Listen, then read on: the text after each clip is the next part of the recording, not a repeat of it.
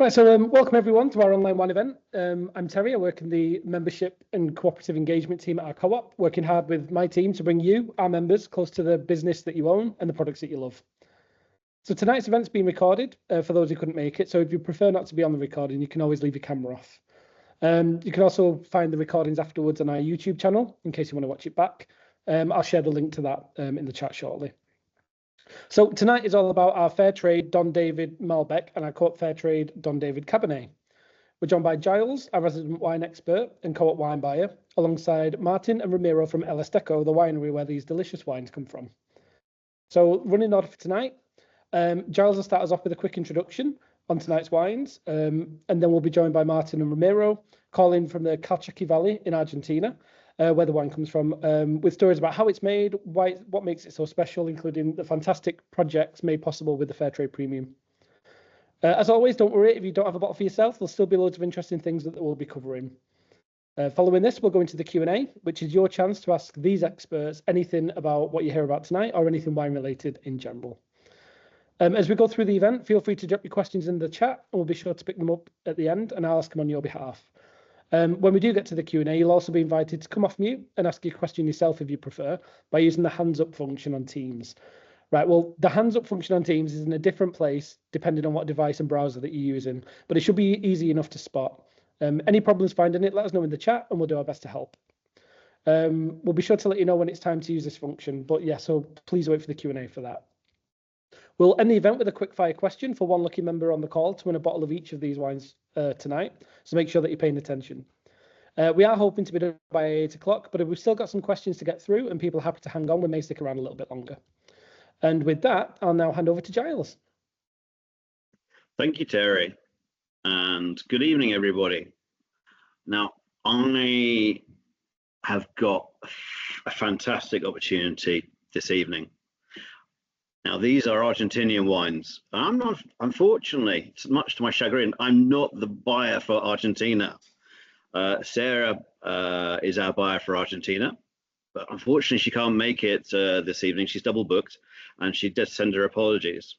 But she's allowed me to introduce two of our favorite wines within our range, as well as two fantastic people who provide these wines. Now, we're going to hear from Martin Navesi, who's the UK export director for these wines. And Martin, you're going to have to tell me what the name of the group is nowadays, because I remember you from back in the day, and you changed many times. Is it Terold now? Hi everyone, I'm Martin Navesi and I'm from Argentina. Been working for this group of wineries for 17 years, and it's a very good question, Gyles. We are actually still called Grupo Peñaflor. So Grupo Peñaflor is fine. It's a conglomerate of 8 different wineries, all based in Argentina, and we're going to be discussing about one of these wineries today, which is El Esteco. But the group is called Grupo Peñaflor, Gyles. Fantastic. So for everybody, Martin is based in Madrid. And then we have Ramiro from El Esteco, a chief viticulturist out in Argentina, where it is the middle of winter. Exactly. Good evening, everyone. I'm speaking from Cafayate in Salta province in Argentina. I'm just going to have to check with Terry because that's a fire alarm going off in our building and it's not meant to be going off. Oh.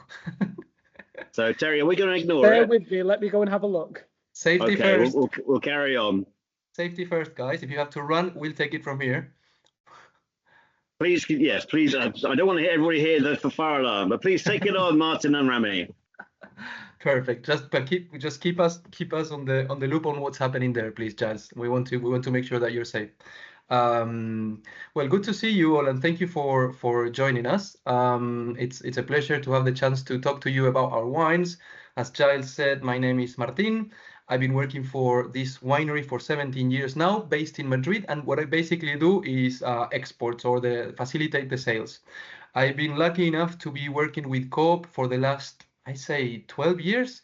So we I think our two companies have developed a very close relationship and a very close collaborations, and we've been bringing what I think are our top wines to you guys, the UK, the co-op consumers. So very happy to be here showing our wines and the great things that we do with Ramiro and the whole team back in Argentina. We're not only.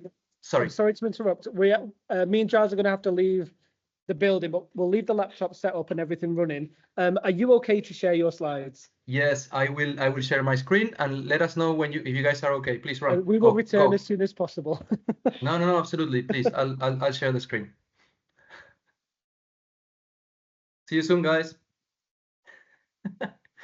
Okay, that was an unexpected start. So now we'll see. Hopefully, we're going to cross our fingers and hope for the presentation from my computer to work, which it should, guys. Here we go. Rami, let me know if you can see the presentation. Yes, perfectly. Yeah, perfect. So, guys, we're going to take you to like a virtual trip sort of thing, and we're going to travel around 11,000 kilometers to go to the northwest of Argentina, a beautiful place called Salta in the northwest. First of all, we will show you a video. The video is got sound. Hopefully it works. We've tried it and it does. Just to give you like an idea of what the landscape, of how the land looks like, what the terroir looks like. I think it's a good way to kind of like understand where the wines come from.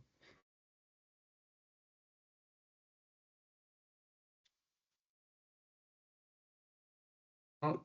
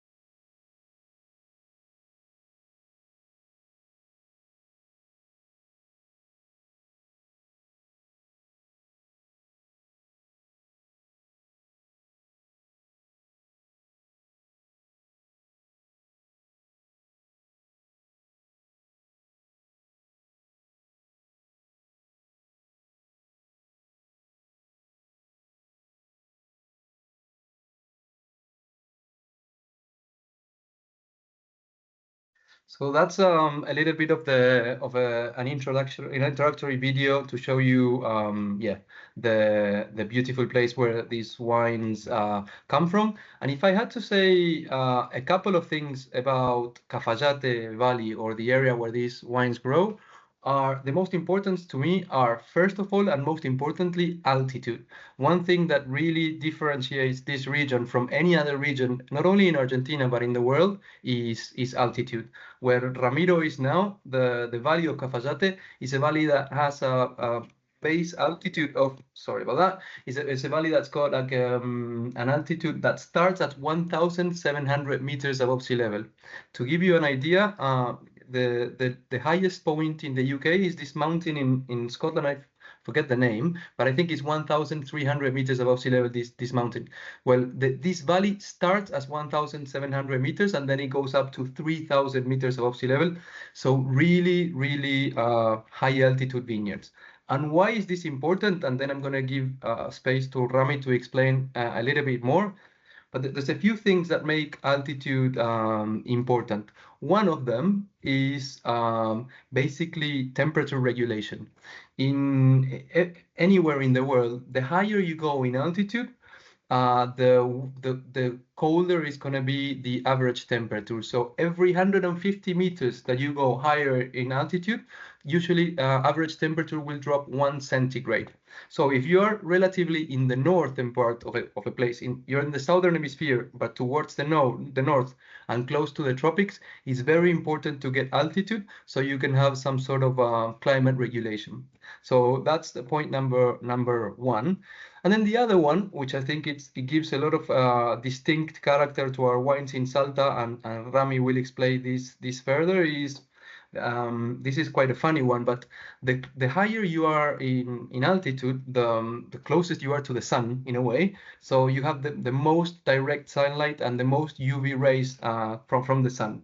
And grapes, they are like living beings, and like every being in nature, they protect themselves from the elements. So grapes, the higher the altitude and the more sun exposure they get, they develop thicker skins. In grape skins, there are two or a few important elements in wine. One of them is color, and the other one is tanning, or the tannic structure. So in wines that come from high altitude vineyards, you'll usually find these two elements combined, which is a relatively depth or strong intensity in color, and also some elements of like tannic structure, or like basically like powerful scents in the palate. So I guess those are I'd say the key elements of our vineyards. And then I'll give room to Ramiro to explain a little bit more about Don David and a little bit more about the two vineyards that the wines that we're tasting tonight come from. Okay, thank you, Martin. Very good explanation. Really, really good. Really nice. Thanks. Okay, guys.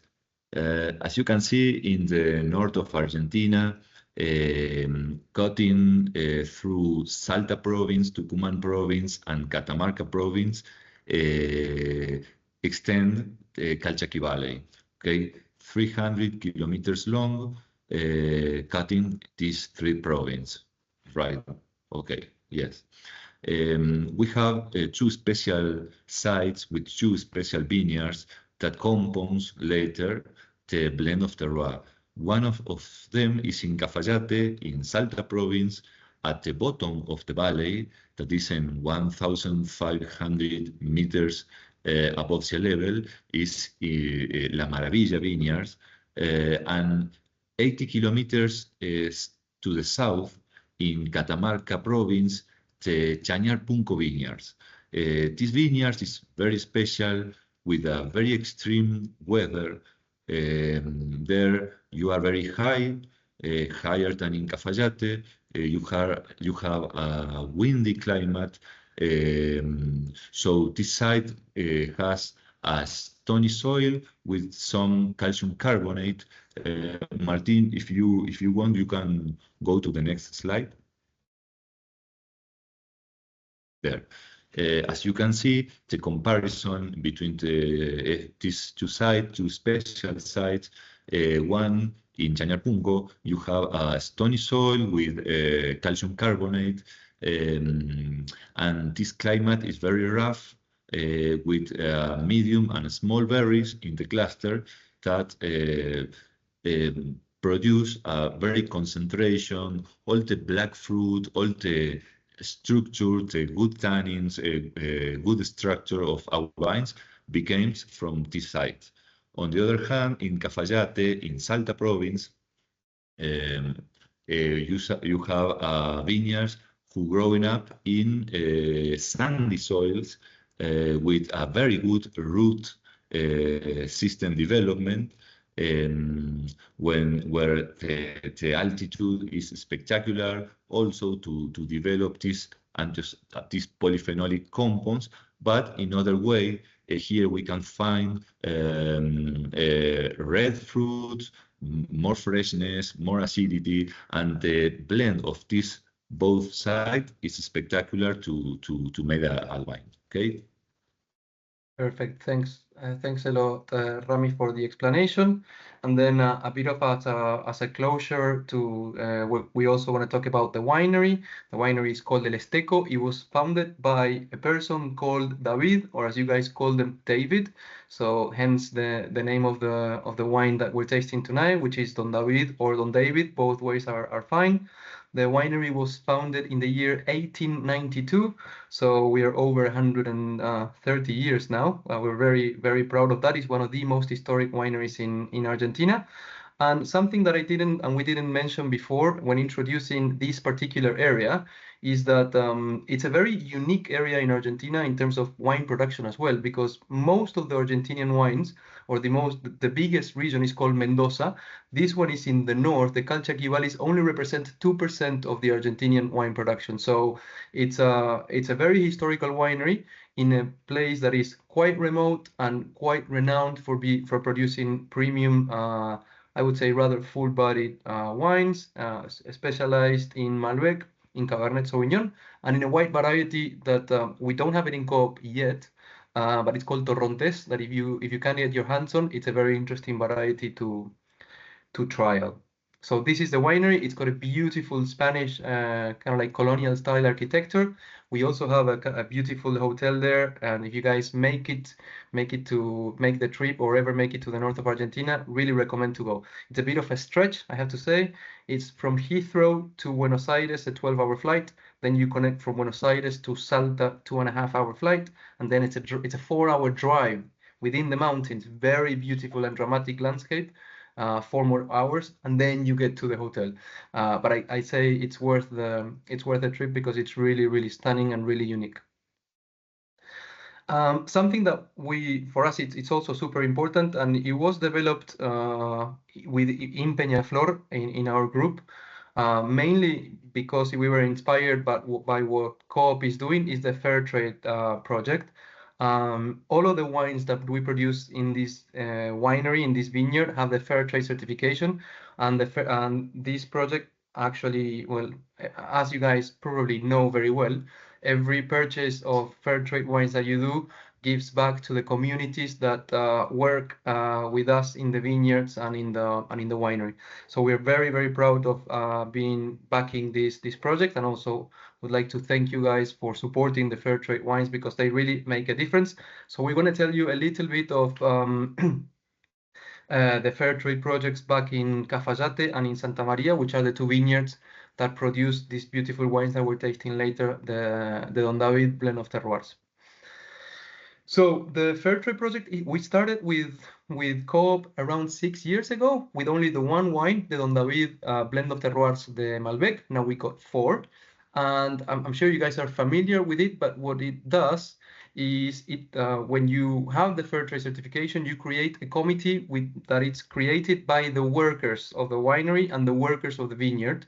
So there's no corporations in the middle or bosses. It's basically the workers are empowered to decide what to do with the funds that they make by selling the wine with the Fairtrade certification. So it's a very kind of transparent and easy and straightforward way to help. So what these 2 committees chose to invest the money that they funded was in creating craft and trade workshops course. They also decided to buy school kits for the kids that didn't have chance to buy school kits in the area. They also decided to create an emergency fund to fund, like, again, emergencies within the workers. They also decided to bring a moving dental care service that has helped a lot of families. And also we'll see a little bit of video of this one. They created a beautiful sports center in one of the towns. So this is a little bit of the impact of the project in numbers, and a few pictures there of how the money's been invested. So 30 people within the team learned new skills in the workshop that they can take and of course monetize on.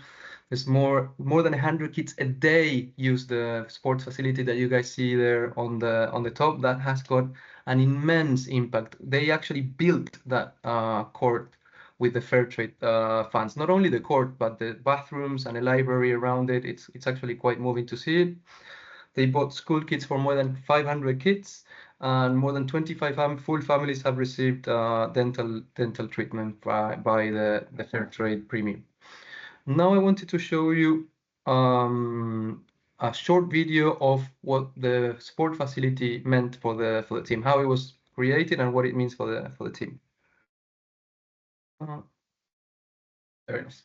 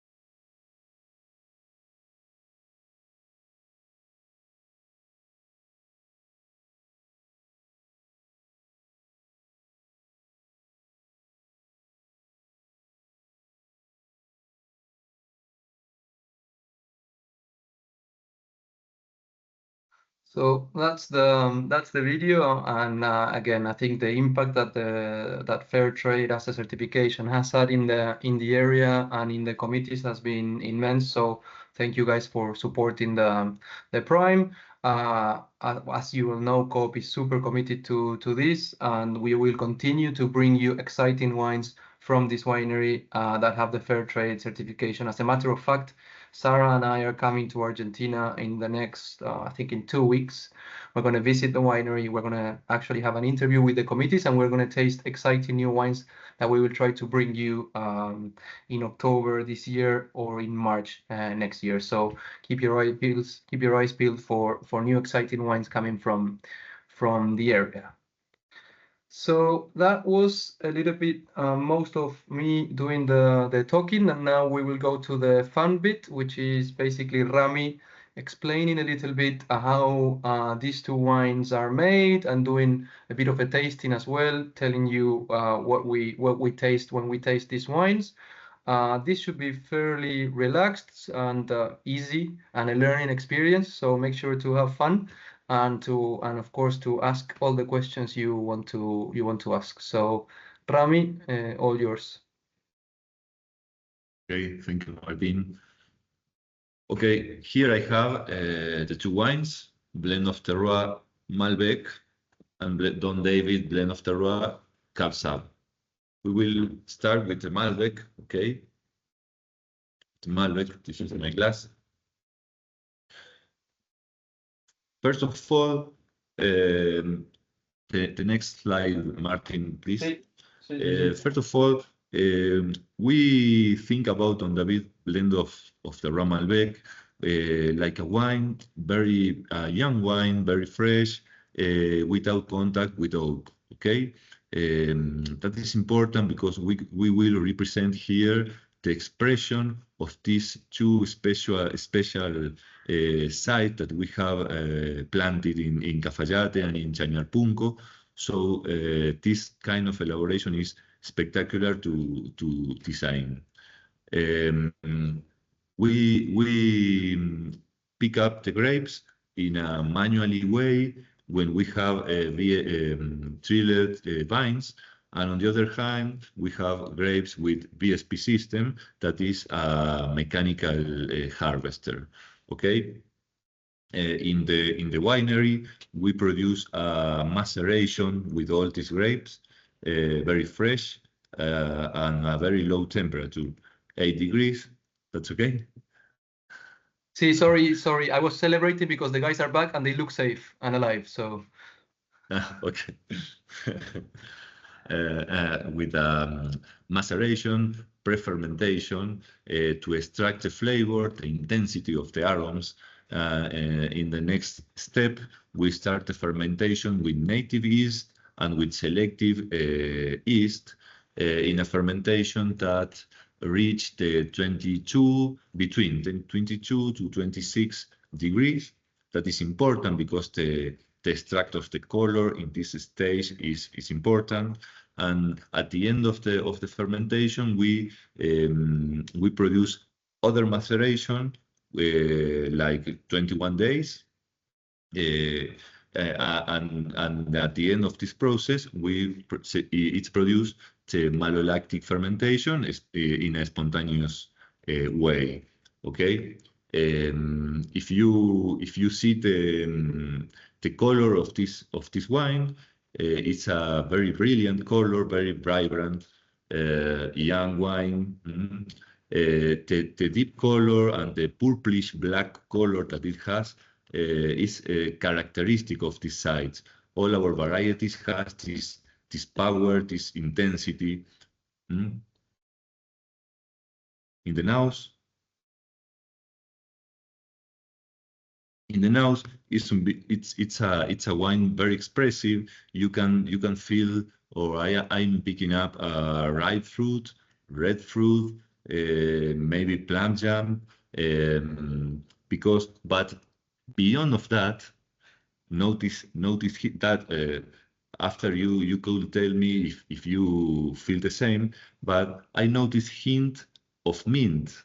This is a classical marker of our valleys. Okay, the herbal aromas, the mint is present constantly in our elaboration and refreshness the nose of this wine.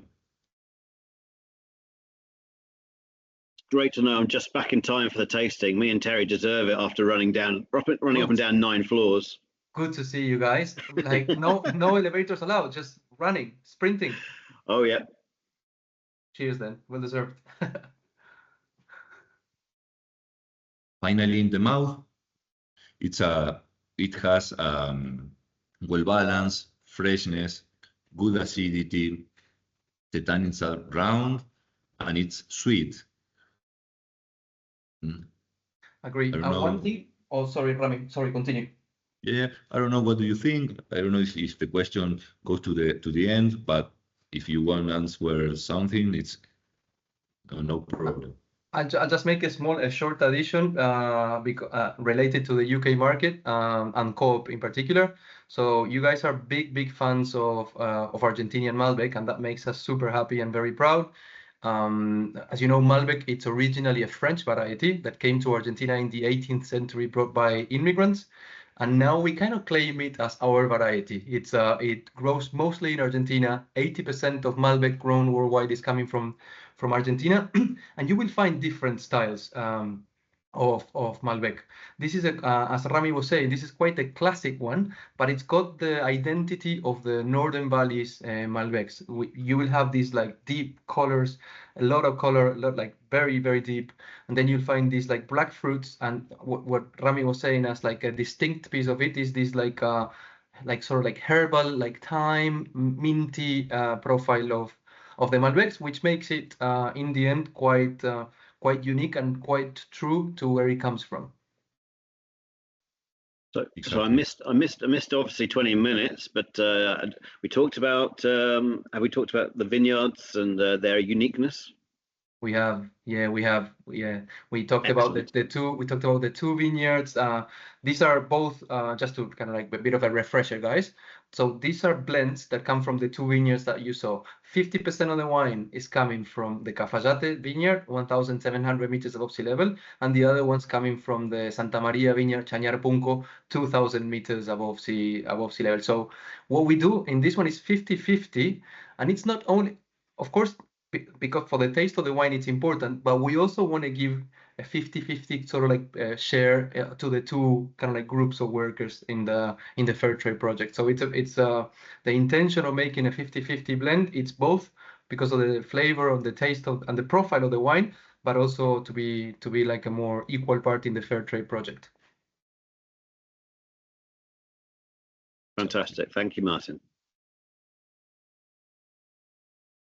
So we're leaving the questions for the last, right? So we do the Cabernet Sauvignon, and then if there's questions, we answer them. Okay, Rami, let's move to the Cabernet then. If you want to continue, it's a time of Cab Sav. Let me tell you that for Argentina, it's very important the Malbec, but it's my favorite. It's Cab Sav from here, from Cafayate. Has a lot of character. That is the reason.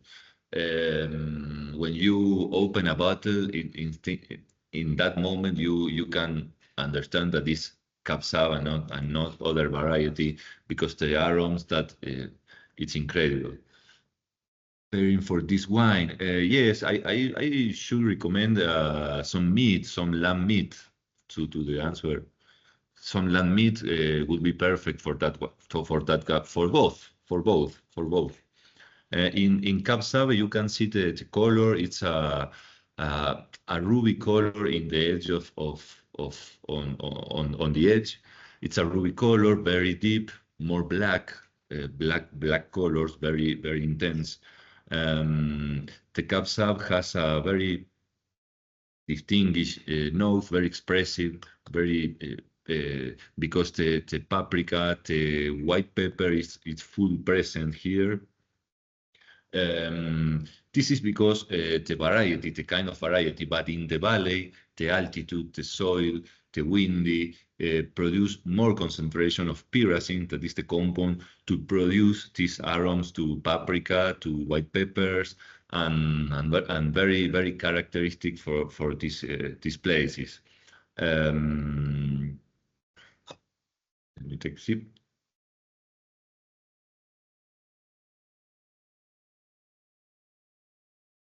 In the mouth,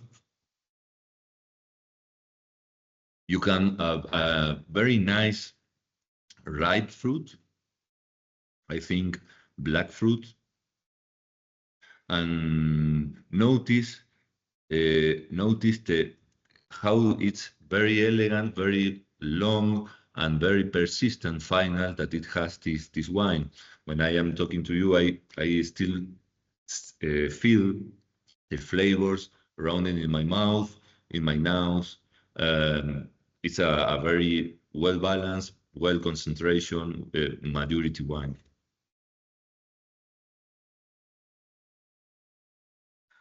Here, a bit of my addition to it is also supporting what Ramiro says. When you talk to Ramiro, to Alejandro, to the people living in Cafayate, and even to a few winemakers in Argentina, they will say that the best Cabernet, we love Cabernet Sauvignon, we are Cabernet Sauvignon drinkers, and a lot of people will tell you that the best Argentinian Cabernet Sauvignon is definitely coming from the Calchqui Valleys and from the north.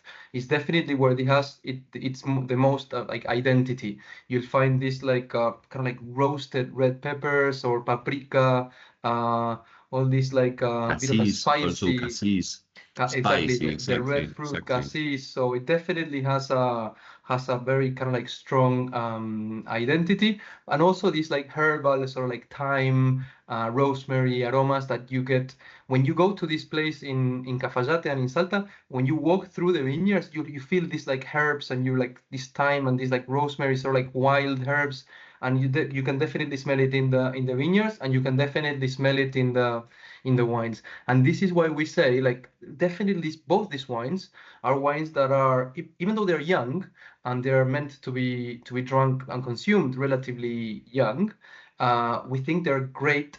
They have some power. They have an element of power, and they have some tannin. They have medium to medium plus alcohol level, So you can enjoy them by themselves, chilled, as we're doing now, like at 15, 16 degrees. But they go great. They're great pairing to like meats and meats with herbs or roasts, summer barbecues. Honestly, we think it's a very good match to as we do in Argentina, like a lot of like steaks, barbecues, and roasts. Martin and Rami, trying this wine now, the Cabernet, I think it is one of the best Cabernet Sauvignons and the most approachable Cabernets we have on the range at this level. Do you think the wine will change? I mean, how long could you keep a bottle of this wine, let's say? Because Cabernet Sauvignon can obviously, develop other characteristics as it matures in bottle. Yes. Cab Sav has the characteristic that it's very, very good variety to aging. Okay, very good variety, because this pyrazine, this good structure, this a lot of tannin that it has, allows to the wine aging very well. More complexity, the aromas, the freshness is maintained. It's not go down and turn the wine very boring. On the other hand, the wine is fresh. It keeps fresh, keep interesting with good structure. The color maybe go more to the reddish, more to the red, but it's a very good variety to age in. So Rami, would you say would you say like 3 years in the cellar is okay? Is going to be better than what it is today? What are your thoughts on that? We made this wine, thinking in the customer that wants to drink right now this wine. Okay, this is the main point when we imagine this wine. But if you want to wait 3 years, this wine will be perfect, because the structure of the wine allows to keep this time. Okay, perfect. So Rami, a follow-up question: what's the oldest vintage of this wine that you've tried then? Okay, for me it was spectacular one night that we proved the first Cab Sav elaborate in this way. I don't know, I don't remember 2020, 2015, I'm sorry, 2015, okay? And the pyrazine of this wine was spectacular, because the pyrazines in the very beginning can be very rash, very greeny. This is important in the vineyard. I am an agronomic engineer, and I remember when we were very concerned about the shadow in the cluster. Let me explain that. Because the shadow in the cluster, when you have a lot of canopy and the cluster are below to the canopy in the shadow, the content of pyrazine that go later to the wine is high, too much high. It's a problem, because the wine has a lot of pyrazine, paprika, green paprika, and it's a problem. But when you aging this kind of wine, it's spectacular, because this pyrazine turns to the red pyrazines, kindly, but good structure, but very soft, smooth tannin, and it's really, really nice. And that was the experience with this old wine, this old Cabernet Sauvignon from here. I've got to hand it to you and the team there, that you can produce such a fantastic quality wine, which is approachable, so early, but still has a structure to develop further. So, sign of an amazing viticulturist and winemaking team working together. Yeah, it's spectacular. Here we have all the wineries surrounded by the vineyards. Okay, all the vineyards are very, very close to the winery. So the winemaker Alejandro Pepa and I go during the harvest season, go every day to the vineyard in the truck, walk into the vineyards and talk about how we are imagining this harvest, this spot of vineyard, and are a very, very funny interaction in between the agronomist and the winemaker for that days. Yeah. Fantastic. Good. I think in terms of the wine description, we're finished, and in terms of the presentation as well, guys, we went through basically what we think is one of the most important things about El Esteco, which is where it's located and its terroir. Then we talked a little bit about the winery founded in 1893 by a French immigrant called Señor David Michel, so Don David or Don David. And then we went through the fantastic work that Fairtrade is doing, not only in Cafayate and in Santa Maria, but also worldwide. We went through the specifics of the benefits of Fairtrade in the winery as well. And then we finished with the wines. So I guess Terry, it's back to you guys in terms of like if there's any questions from our audience. Well, cheers, Martin and Ramiro. I only caught the end of it, obviously, due to the fire alarm. This is actually one of my favorite wines. One of our wine buyers, Joe, recommended this wine to me about 6 years ago as a great wine for Christmas dinner, the Malbec. So I have it on Christmas Day every year, and I was so excited to hear your presentation today, and I've missed most of it, so I will be watching it back myself because I've been waiting for this one. So we have got a few questions in the chat. So just a reminder that if you want to use the raise a hand option and like ask your question in person, I can unmute you if you want to do that. There are a few in the chat, so I'll read those out. And remember to keep adding your questions here. It's not every day you get a chance to ask wine experts any questions, and there's no silly questions either. Anything that you're thinking of that you want to know, these are the people to ask. So Alessandra did ask, and also apologies if this has already been covered and I've missed it. Alessandra asks, what's the difference between the concrete and the stainless steel tanks for the wine? Okay, it's a good question. Concrete, the material allowed to the wine, I don't know, Martin, how to say, intercambio. Exchange. Exactly, I'm sorry. The exchange between the inside of the vessel to the outside, okay? So the evolution of the wine in concrete, it's allowed. On the other hand, in stainless steel, it's not allowed. You preserve the wine intact, okay? This is the difference in the elaboration with concrete. The concrete, on the other hand, we have e-concretes, so the way that you egg shapes, exactly. So in this size of vessels, you can extract in a gentle way all the polyphenols, all the aromas from the skin to the wine in a good way. Yes, this is the principal difference in between. Well, thank you very much. Next question is from Rachel, who asks, how large is the production of the two vineyards? So how many bottles do you tend to produce in a year? I don't know, Martin, if you know what is the... Of the Don David, we do something like, of the Don David Malbec, we do something like 800,000 bottles, of which you guys drink half in the UK. You guys in Co-op. So 400,000 are sent to Co-op. That's the Malbec, and it's one of our best-selling wines with Co-op, which we're very proud of.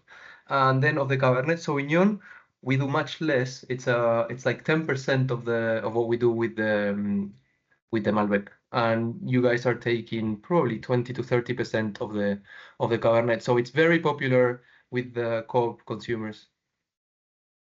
Yes, and in the winery, Don David, this line of wine is one of our most is one of our bigger blended in the winery. Yes, for sure. Fantastic. So Kay asks, what is the white wine like from where you are? And Gyles, maybe one for Sarah. Will Co-op stock it one day? Well, before Martin answers that one, that's a fantastic question. I'm not going to guess what Martin and Ramiro are going to say. If Toronto's turns up in their answer, then hey, there's a lucky guess. But I believe Sarah, our South American buyer, is going to be visiting very soon. So, Martin and Ramiro, are you going to be tasting white wines on her visit when she visits you next week? Absolutely, guys. We have a variety that only grows in Argentina. It's actually native to Argentina, and it's called Torrontés or Torrontés. It's a lovely, super floral, aromatic white that has like a crisp acidity, and it pairs excellent with empanadas, which is also a very typical dish from the north of Argentina. So I'd say that's the white. It's, you know what? It's not a very well-known variety, so it's difficult for us to put it in front of drinkers. So if you guys get a chance to find the Torrontés, don't doubt it. Grab a bottle, you won't regret it. It's just this lovely perfumed white. And yes, we talked about to the guys when you guys were escaping. We talked to them about the trip that we're doing in a couple of weeks. There's going to be a few Torrontés on the lineup. We're going to taste a couple of new Malbecs as well. So it's going to be a productive one. Fantastic. So Rachel asks, how much of your wine is exported and how much tend to be drank locally?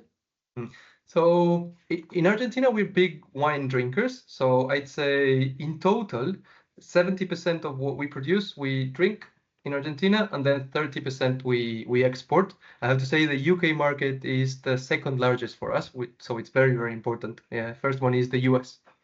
But now with this tariff thing, we don't know, so. Yeah. Yeah. Absolutely. So Leslie's asking, so you mentioned about the no oak contact. What difference does that make to the wine? Rami, for you.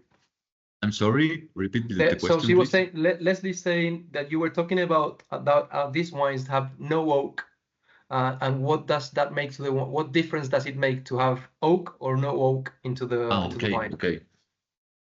Tremendous the difference. The difference is really, really big. Because when you elaborate without oak, you need preserve all your wine is more transparent with the terroir, with the age, with the season. Okay, for example, the freshness to the fruit, the red fruit or black fruit, the point of this maturity in the moment of the harvest is very important because the wine is more honest, for saying it in some way. Okay, when you introduce the oak. The oak is spectacular, rounded in the mouth, a lot of good characteristics, but we are trying to do a wine more typical for the region, full of fruit, with good acidity, easy to drink, and that is, for that, you don't need oak. If you have a good maturity, a good terroir, a good concentration, and a good point of maturity to harvest, okay? Brilliant. Thank you very much. So Esme asks, are all the Don David wines suitable for vegans? I think so. Rami, are they suitable for vegan? Do you use any egg white to clarify or any animal products in the? I don't think we have the certification for vegans. No. We don't use eggs to clarify. We clarify with some compounds, but also with low temperatures. That is only that we use. Do we use any animal products in the winery or in the vineyard, like eggs or no? No animal products. No, in organic production, that is not our case. You can use some products in the vineyard, for example, but for example, like compost. I don't know if you refer something like that, for example. Yeah. Exactly, compost is very common. It's a very good practice. We use in some vineyards compost because the compost has added to the soil organic matter that is very important to the fertility of the soil, to the balance of the micronutrient in the soil. But in the winery, no, we clarify with low temperature. Yeah, on that, Martin. Looking at our records, we have the Cabernet is not suitable for vegans, but the Malbec is. But that's how we listed it. Thanks, Gyles. Well, I think I've asked. Oh wait, So David asks, does it now also depend a lot on the oak barrel too? I think that might have come through as you were talking about something, so I've not quite got the context of that one. So David, if you want to kind of ask that question again, I can ask it for you. I can bring you on to ask it in person if you want to talk. Yeah, Brill. Right, give me 2 seconds while I find you, David, and then something should come up on your screen now, allowing you to take your microphone off.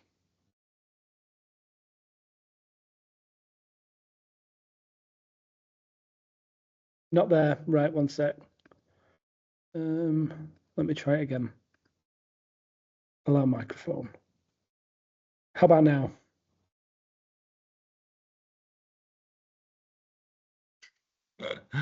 And Okay. look and No worries. You should be able to click the mute and unmute button now, and it should let you speak. If it doesn't, it doesn't. No worries. I'll jump back to the chat to see if there's anything else. So yeah, if anyone else has got any more questions, we've got another like 5 or so minutes for the questions, and then we're going to go into the competition question to win a couple of bottles. So yeah, last chance to get any questions in now. Rachel asks, is your production organic? No, it's not organic. Will you do a Syrah? Oh, Syrah, it's lovely. We have Syrah here. It's spectacular, the Syrah from here also, because the terroir of this place is always good concentration, very good, very nice color, well balanced. But nowadays we don't have Syrah with Fairtrade. Bro. I've got one of my own questions actually. Something that comes up a lot on our online wine events is our members asking about how climate change might be affecting production of wine for you.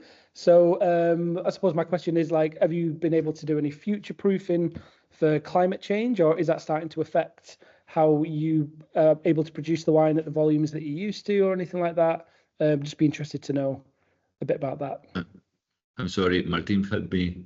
Sí, es como que está diciendo, bueno, el efecto del cambio climático, si tiene algún efecto si estás teniendo alguna especie de Yes. atención de cara al futuro, si está afectando la forma en que haces vino ahora o algún cuidado diferente y demás. Yes, it's the theme in the company nowadays. We are imagine that Calchqui Valley is in a semi-desert zone. Okay, I didn't mention, but here only rains 200 millimeters per year. 200 millimeters per year. Here we are nestled in between two range mountains that avoid the precipitation into the valley. So for that, we have only our source of water is coming from the rivers from the mountains that we use to irrigate our vineyards. Of course, we have deep water wells also, but the quantity of water that we use from the river is crucial. So we are thinking about how we manage our vineyard with a better irrigation, with a better use of the water. We are thinking about what is the moment of the harvest, because we are talking about the freshness, the good acidity, the expression of the wine, and that is very challenging in hot year, for example, in warm years. Nowadays we are in the middle of the winter, and I am very happy because this winter is very cool, very cold. It's not the same. It wasn't in the same way during the season 2023. So the change of the climate situation is very present. We are analyzing with dates, with our experience, and trying to understand what is the better manage to face this situation. Mm-hmm. Brilliant, thank you. And on that, Rami, if I can just build up, so you mentioned the river water, and but you're in a very low rain area. So where does the water for the rivers come from? I'm sorry, what is the El agua de los question? ríos, el agua de los ríos, ¿de dónde viene?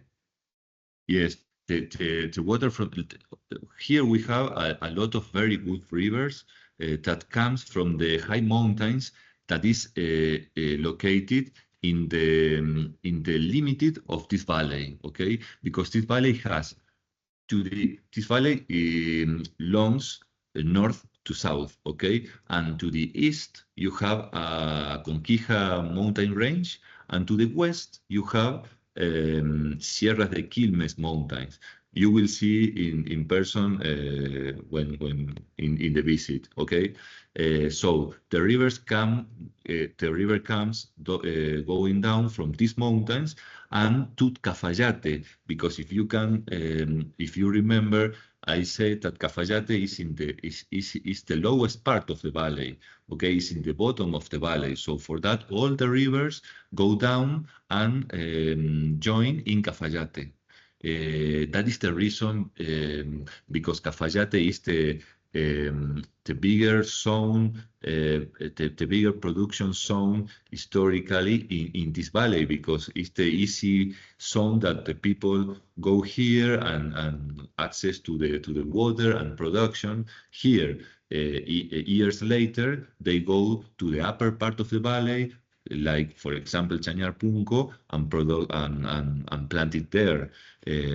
So the rivers come to the mountains that is surrounded our valley. And these are glaciers and snow melt and snowfall that we have during the winter season. Yeah. Glaciers that are there forever, and they've been there for hundreds of thousands of years, and that keep there, and also snow melt. So it's very pure water.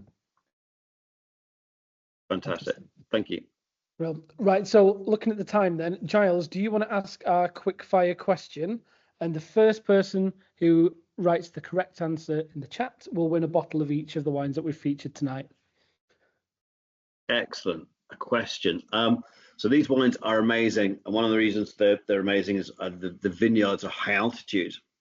So my question is, what's the minimum altitude of the vineyards that the grapes are sourced from?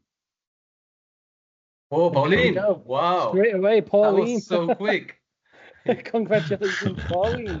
Right in there. Perfect.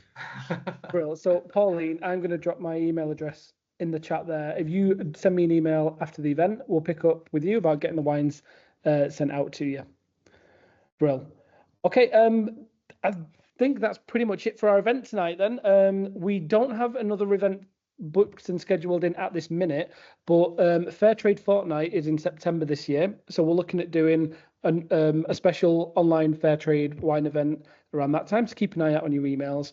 We're also looking at potentially doing some events around products that are Fairtrade but not wine, so we might be doing some more about online chocolate tastings or online tea and coffee, and talking about the history of those, the production of those, how they get from farm to our stores.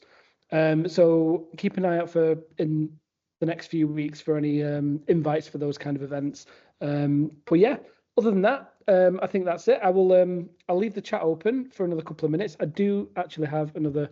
I promised before that I post the YouTube link in where you can watch back all of our events, and I never posted it. So and I've just Terry, now. if I can just say thank you very much to Martin and Rami for your time. Martin in Madrid, Rami in the middle of winter in Argentina. Great to hear about these wines, taste these wines, but really great to understand the contribution they make to the communities, the fair trade communities, and the changes to lives that they make. So if that's not an incentive to carry on drinking these amazing wines, I don't know what is. So thank you very much for producing these great wines. I trust you'll look after Sarah when she comes and visits, and very good, yeah, very well. Try not to keep her for too long.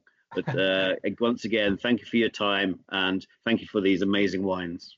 Thank you very much, guys. It's such an honor to sell our wines and work collaboratively with you. It's a pleasure. Absolutely. It was a pleasure for me. Thank you for your interest. Cheers. Cheers. Thank you, guys. Thank you for holding the fort when we had to leave the building as well. But brill. Right, well, yep, that's it for us for this one. Thank you again, everyone, for joining, and we hope to see you at a future event. Like I said, I'll leave the chat on for another minute or so. So if you want to scroll up to get any links or anything, it's there. And I will close the call about 2001 or 2002. But yeah, that's it. Thank you. See you at another one. Thanks, everyone. Thank you. Have a nice one. Bye-bye.